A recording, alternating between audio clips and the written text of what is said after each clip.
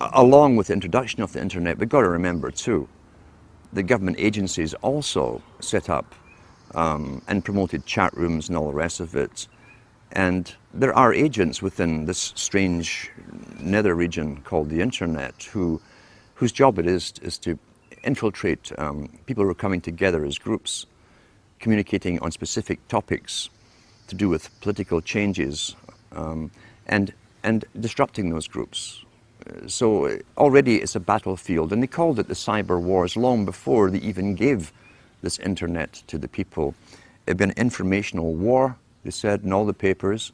Therefore, government intelligence agencies would have to expand their roles with mandates to also be in this invisible world where they would manipulate various groups from within as well. There's also a lot of nonsense, of course, on the internet too, which can take you down conspiracy paths. I hate the term conspiracy because the government wants us to use it like we're some sort of hobbyists and some sort of kooks. I don't use the term. But that's become the most popular type of site now, is conspiracy site. And there's many out there, there's professional agents out there as well, who've been funded by governments and even launched by governments to be well known, especially in Europe, to lead the conspiracy sites. Then they bring in the UFOs, the aliens, until you have achieved your goal. Counterintelligence. Let's talk about counterintelligence and how it works.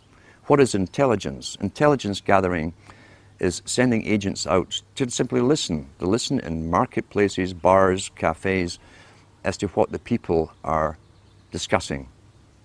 Lawrence of Arabia, in his own book, Seven Pillars of Wisdom, was trained as an agent. He was trained in Arabic languages.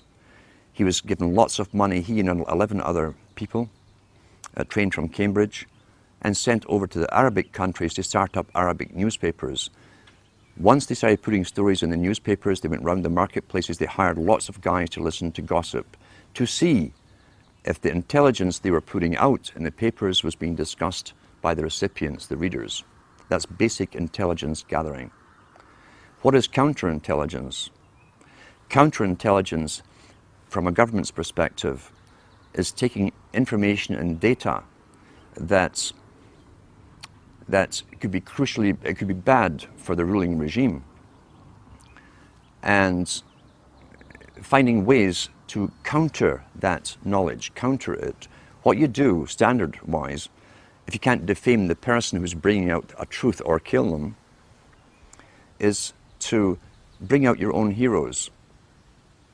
Launch them well, finance them well into the same area, saying the same stuff that others are talking about. It's called intelligence, giving out facts.